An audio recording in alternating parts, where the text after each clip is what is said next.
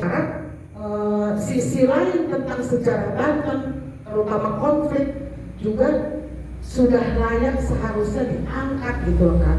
Karena itu menurut Om ini bukan aib, tapi kita hari ini generasi muda itu juga harus belajar dari konflik bahwa itu bisa menghancurkan kita hari ini gitu loh kan. Dan itu sangat sedih gitu loh kan, karena di sisi lain kita juga bangga dengan leluhur kita, tapi kita juga nggak mau menerima gitu loh kan kekurangan mereka. Padahal bentuk penghargaan itu juga harus menerima baiknya mereka, buruknya mereka gitu kan, gitu maksud nokannya. Ketika misalnya Nom nih sekarang pengen nerima siang aja, malamnya nggak mau nerima gitu kan ya, karena keutuhan itu kan mau menerima siang, mau menerima juga malam gitu loh kan, maksud Nom gitu.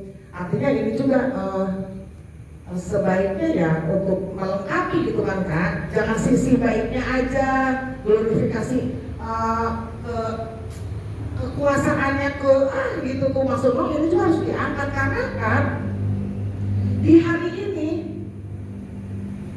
banyak keluarga juga yang konflik gitu loh kan, saling sikut gitu kan, untuk apa sih gitu, yang diperlukan apa gitu kan ya.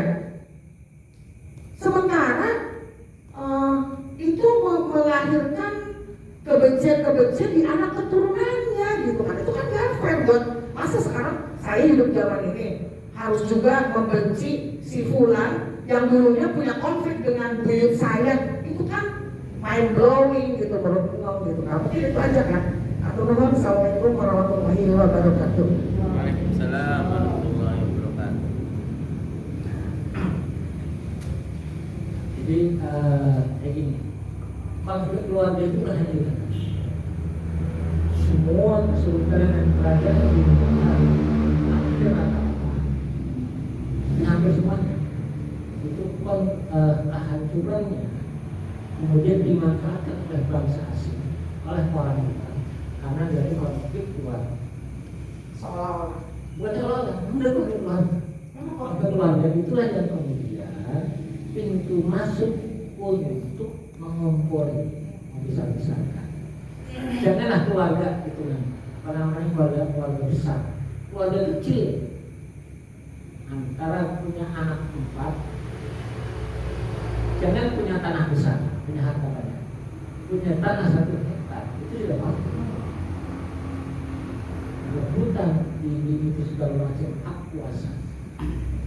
Padahal orang tuanya wasiat sebelum jangan sampai kau jual harta ini, jangan sampai dijual tanah ini, jangan sampai dijualnya aset orang tuanya. Ketika saya mati dikubur di tanah itu, di depan rumahnya, karena banyak makam di Banten, kemudian yang berdiri itu kan pasti awalnya konflik keluarga. Nah itu kemudian pintu masuk dari luar itu memanfaatkan, apalagi posisinya Banten saat itu. Banten saat itu posisinya itu sedang moncer-moncernya, seksi ya? Bukan seksi, sedang moncer-moncernya, sedang apa namanya cantik cerita di saat sedang apa namanya saking jelitanya, akhirnya semua bangsa di belahan dunia bagaimana cara makhluk menguasai untuk bisa masuk ke Banten dengan pintu apa? Kan pendekatannya pasti akan lewat keluarga. Siapa punya apa? Lobby politik, lobby dan lobby bisnis, lobby segala macam. Lama-lama ini saling masuk. Kenapa ini bawa orang ini dikasih lobby, ini segala macam? Ya simpelnya kayak ketika musim pemilu aja. Simpelnya gitu, keluarga hancur oleh orang yang datang dengan untuk mengambil satu, padahal tidak banyak yang mengambilnya, hanya satu. Tapi ketika di kemudian akan mendapatkan baru sini ada rasa iri, ada rasa yang diuntungkan, ada yang rasa dirugikan. Sehingga proses pemanfaatannya hampir semua kerajaan. Ini konflik internal itu hampir rata-rata itu dari perebutan tahta Ibu Suri, bukan sultan, Masukkan Pak. bukan sultan. Dari pihak memang perempuan itu kalau udah jahat Dari tahta Ibu Suri. Kenapa dari tahta Ibu Suri? Jangankan sekarang kiai besar pun, ulama besar pun juga posisinya, yang dulu punya istri lebih dari 3, punya anak segala macam, itu juga ribut untuk mencari pamor orang tuanya gitu. Untuk estafet ya, estafet kekuasaan. sampai hari ini posisinya untuk menjadi permaisuri orang-orang yang punya istri lebih dari 1. Bagaimana caranya? Istri pertama yang pertama dinikahi harus menjadi istri keempat atau turun derajat. Bisa begitu. Bisa. Perempuan kalau udah jahat kok. Oh, mama. Ini statusnya ini. Jadi istri pertama diceraikan dulu, kemudian Kawin lagi nanti. sehingga istri nomor 2 naik menjadi istri pertama. Kumbangin lagi. Jadi sama nih konfliknya dari sini. Kenapa konflik? Ketika menjadi istri pertama, dia akan menjadi kepala keluarga, akan menjadi mengasuh semua keluarga. Anaknya di kemudian hari akan jadi putra mahkota. Itulah yang kemudian konflik itu dipelihara. Ketika ketahuan model seperti itu, dipelihara oleh musuh-musuhnya. Dipelajari, gesek sana. Nanti kalau saya naik, jadi kamu jadi perdana menteri, kamu jadi ini, kamu jadi ini, kamu jadi ini. Nah itu dari pemerintah pusat sampai pemerintah daerah. Diberikan janji politik itu. Dari artinya dari keratuan, ratu itu adalah pemerintah pusat, raja itu adalah kadipaten, sampai ke kemudahan. Hampir semuanya itu, sampai tingkat kepala desa. Bahkan kepala desa dulu istrinya hampir rata-rata 4. Tapi kan cerita sejarah ini tidak dari semua zuriat bisa menerima. Artinya kan bukan, jadi kalau hari ini posisi beliau tidak menerima bukan karena tidak menerima, karena tidak tahu jalur konfliknya. Tidak tahu jalur konfliknya apa yang tidak jalur konflik. Hampir rata dianggapnya sultannya yang menjadi konflik dengan orang lain dengan sebagainya. Padahal jalur konflik itu diawali dari perebutan tahta permaisuri. Jalur konflik dimulai dari kenapa? Kalau sudah menjadi permaisuri, anaknya dilantik menjadi sultan, maka sang ibu akan menjadi ibu suri. Itu kekuasaan tertinggi. Ibu suri itu kekuasaan tertinggi. Karena konflik terjadi lebih banyak, sehingga beberapa pengetahuan ibu suri hanya sebatas lingkungan keraton, tidak banyak memahami urusan di luar kota raja. Kenapa tidak banyak memahami di luar kota raja? Sehingga nanti orang-orang lain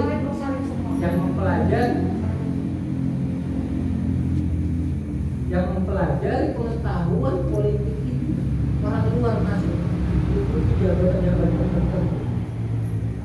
Kemudian anak keturunannya menikah karena mendapatkan hak mendapatkan hak menang dalam posisi perebutan tahta, sehingga akan menjadi penguasa. Dan itu terjadi konflik. Dokumen-dokumen hampir semua kerajaan sama, bukan hanya di Banten, hampir di semua kerajaan. Cuman di Banten karena memang awalnya besar, dokumennya banyak,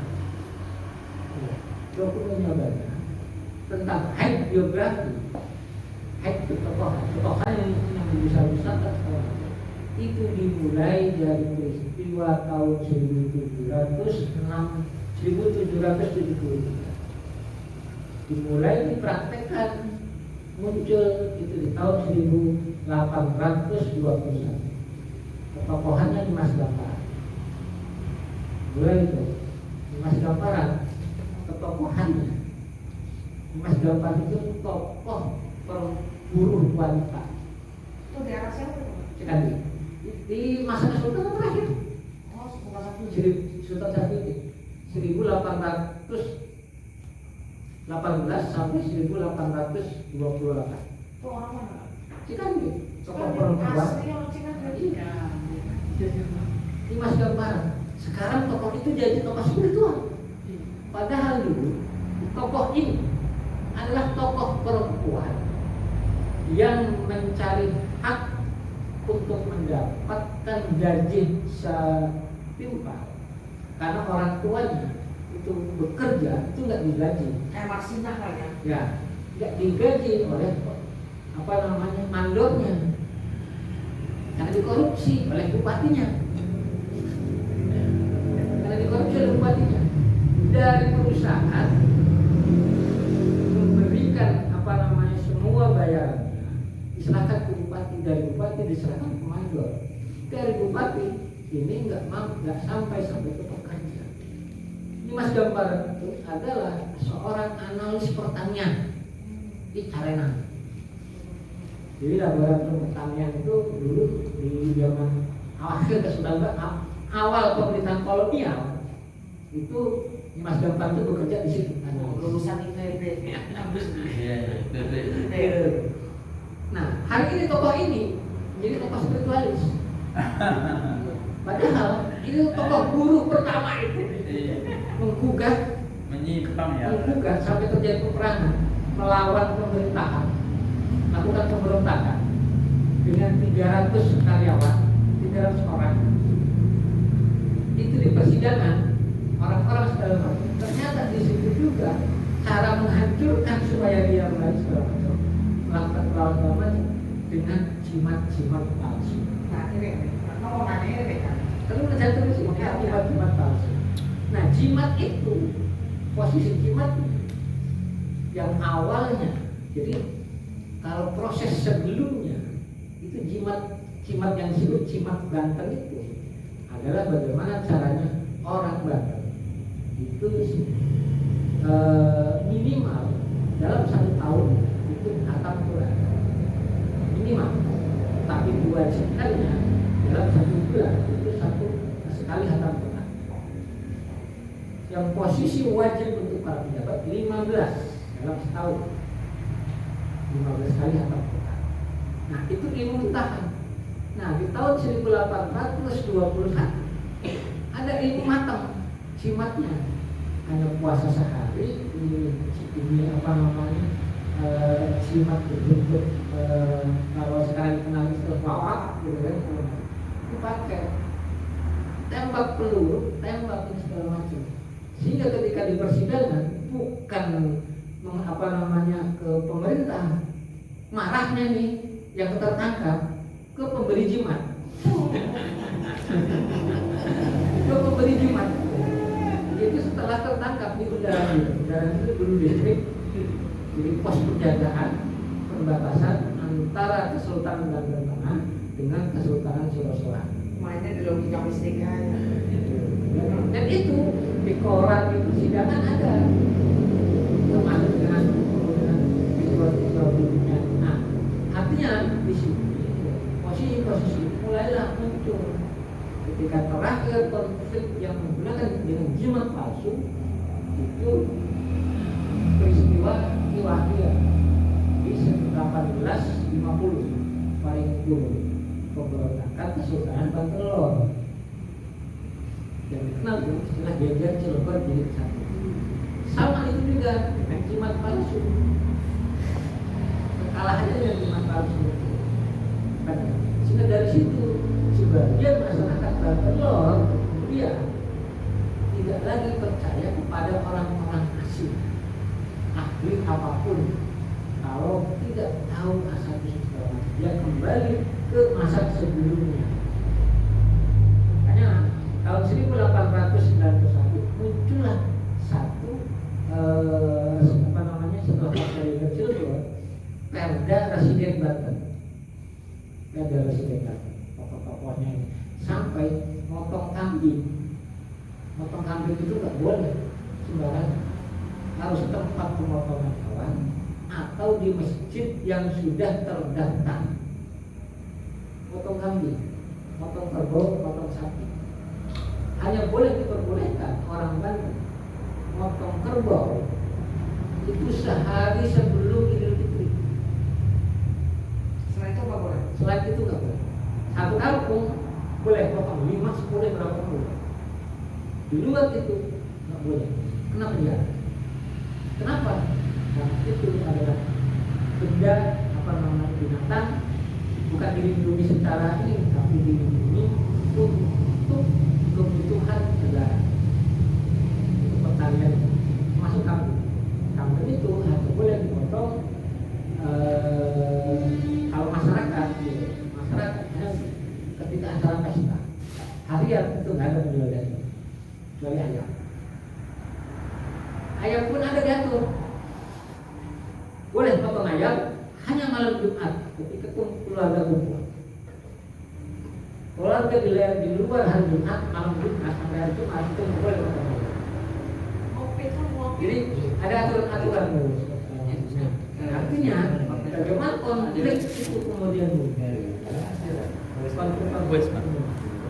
sengaja dari celah-celah inilah, dari celah-celah ini kita kemudian karena ini celah-celah itu hampir semuanya cari pengaruh siapa yang kuat itu, siapa yang lagi pamor yang baik itu. Nah, ada lucunya, ada menariknya. Dari catatan tahun disuit, catatan harian pejabat pemerintahan Belanda.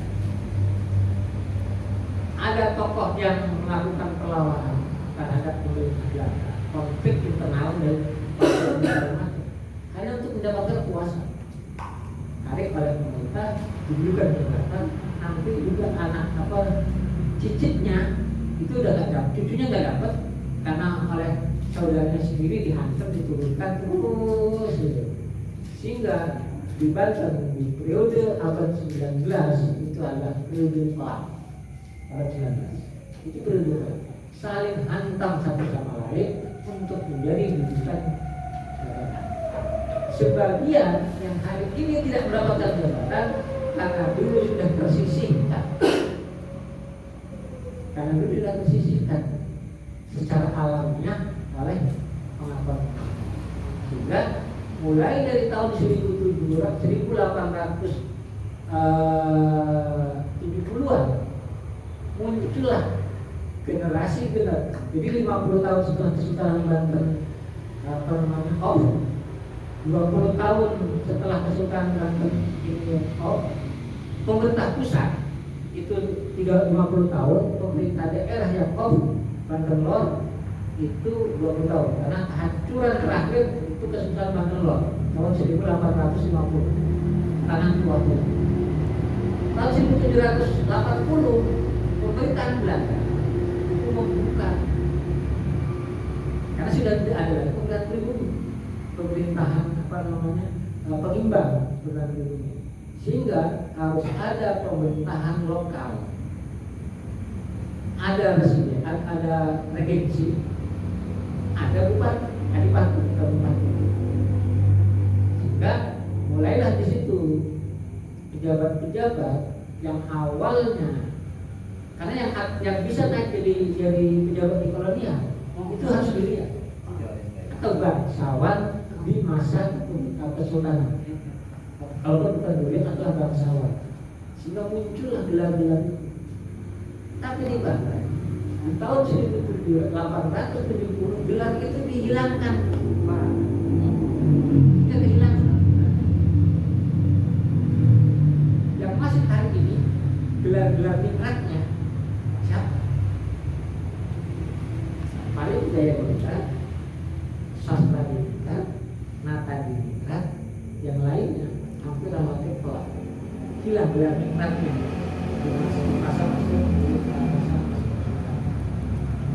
Nah, gelar ningrat ini adalah gelar yang utuh ketika terlibat di pemerintahan Belanda sampai hari ini masih gelar itu melekat.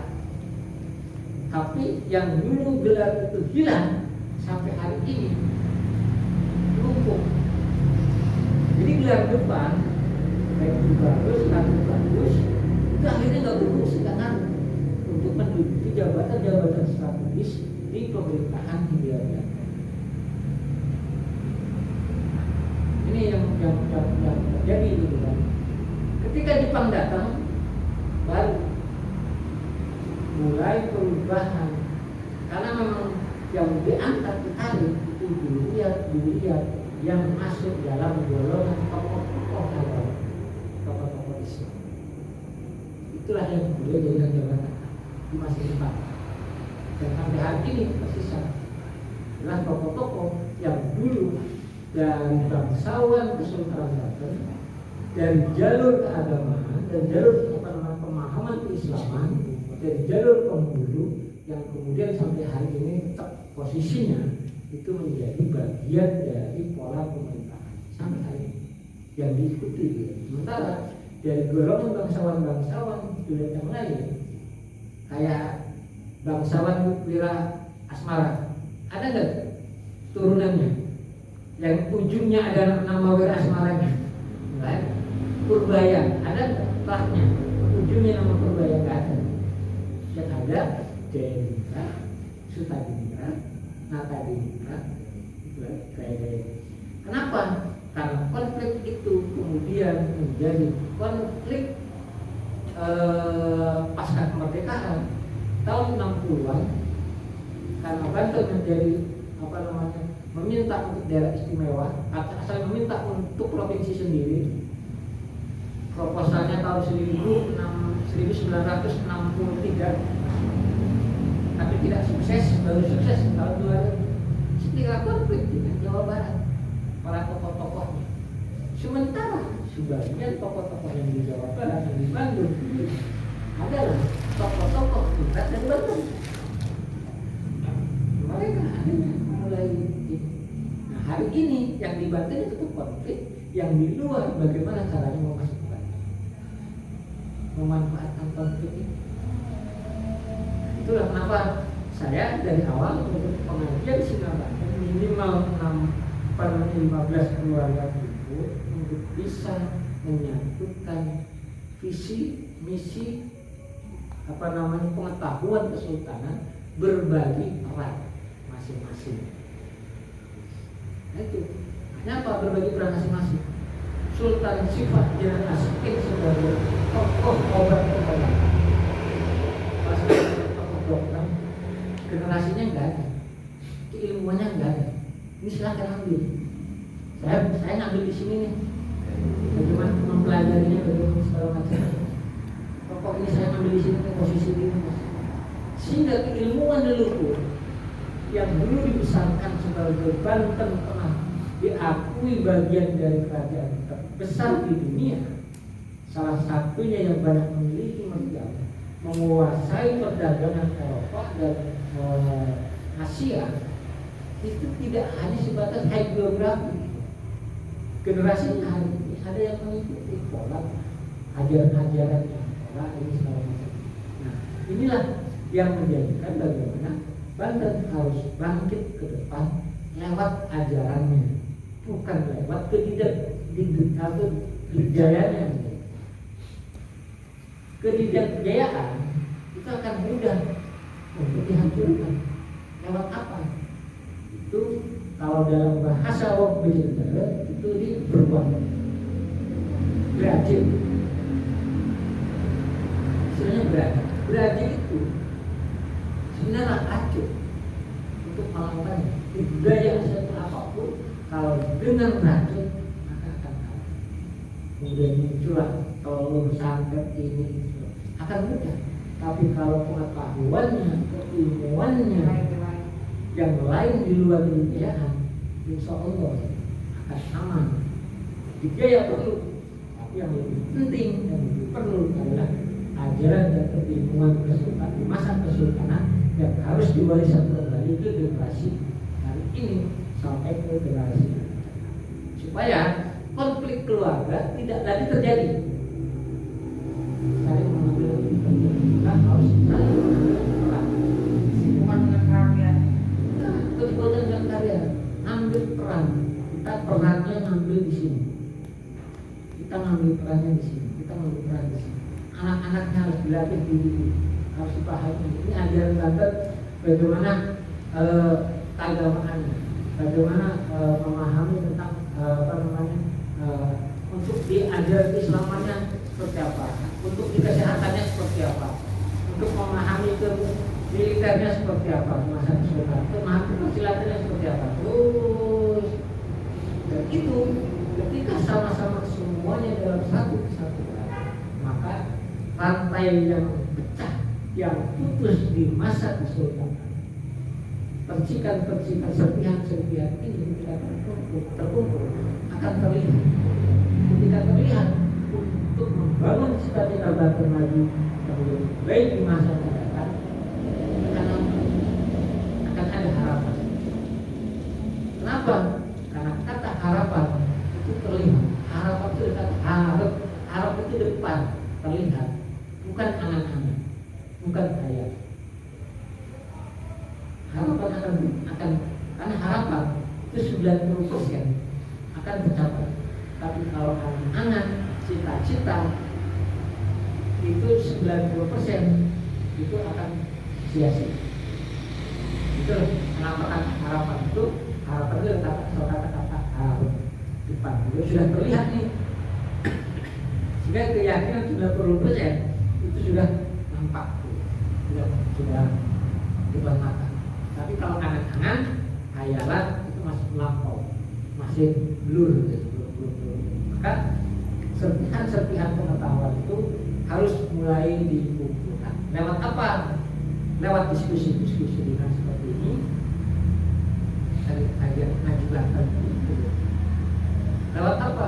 Serpihan-serpihan puing-puing di wilayah kesultanan, sisa-sisa manuskrip, dokumen dan segala macam. Karena orang lain mengkaji Banten dengan serius, orang-orang luar Banten mengkaji Banten dengan serius, tapi orang Banten yang mengkaji Banten hanya untuk kebutuhan sejarah, bukan sejarah sebagai ajaran, sejarah sebagai jiwa untuk proses pembangunan yang akan datang.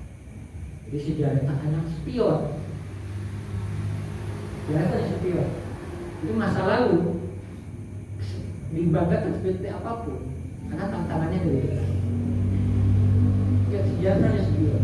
Spion itu hanya sesekali, supaya orang yang di belakang ketika berkawan akan sampai tujuan berbangun. Tapi kalau dia musuh akan ketahuan, kita akan maju lebih kencang.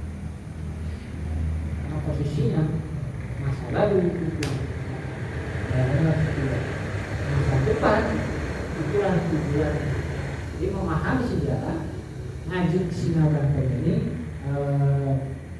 ngaji Banten ini adalah bagian untuk kita menuju masa depan, bukan membesar-besarkan masa lalu, tapi menyiapkan masa yang akan datang. Kenapa? Karena selama ini orang memahami sejarah itu hanya sebatas peristiwa-peristiwa besar masa lalu yang diingat-ingat, hanya dijadikan sebagai obrolan sambil kopi, adu bako. Tidak menjadi obrolan, menjadi satu nilai ekonomi baru, satu pengetahuan baru apa yang harus dilakukan, pengetahuan apa yang harus dilacak. Orang-orang dahulu ketika makannya menggunakan apa, apakah piringnya seperti ini, apakah seperti ini, terus ketika itu terlacak, itu dibuatnya dari mana? Dibuat sendiri kah atau diimpor? Kalau diimpor harganya berapa? Kok benda ini sudah ada nyampe sini? Sehingga kalau diimpor, impornya dari mana? Kok sudah ada hubungan diplomatik perdagangan antar bangsa? Kok kenapa anak cucunya? Jangankan antar bangsa, antar kampung aja enggak kalah, tidak bisnis, pelempong. Jadi sebelum nyebrang kali itu sudah umas duluan. Nah, inilah pentingnya kita mengkaji. Supaya apa? Supaya menghindari salah satunya konflik. Kalau konflik keluarga sampai kapanpun, kalau tanpa pertemuan memahami masa depan, tidak akan pernah tidak akan pernah akur. Tapi kalau tujuannya masih tepat, maka konflik itu dengan sendirinya akan ada. Oke, itu selebihnya ngobrol sambil ngopi. Kata wasiat Sultan wong Banten, kudu ngagaguran tapak leluhur. Ada sampai kudan guru banjir ilmu, wong salah para kaprah, wong benar berubah. Artinya orang Banten harus melacak kembali peristiwa-peristiwa yang terjadi di masa lalu. Jangan sampai hari ini kita menghadirkan guru dari berbagai disiplin ilmu, sementara orang berbuat salah semakin merajalela dan orang berbuat baik semakin tidak terlihat. Dekret ini dikeluarkan oleh Sultan Abdul Mahdud ketika pertama kali diberikan gelar Sultan Banten pertama untuk Raja Banten keempat.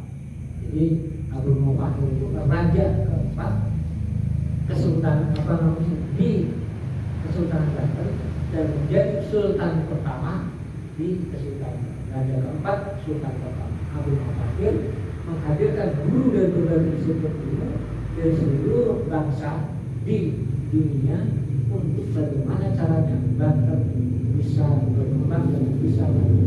Tapi titik, jangan sampai orang berbuat salah semakin merajalela, sementara orang berbuat baik semakin tidak terlihat. Dekret yang inovatif dari Sultan Maulana Yusuf, gawi kutak beluar Batak Kalawan Kalis, membangun benteng kota yang kokoh, yang kuat dengan batu bata dan tanah. Artinya batu bata itu olahan dari tanah, kemudian dibuat menjadi lumpur, kemudian dicetak, kemudian dibakar. Ada proses untuk batu bata. Sementara karang, kawis itu alami.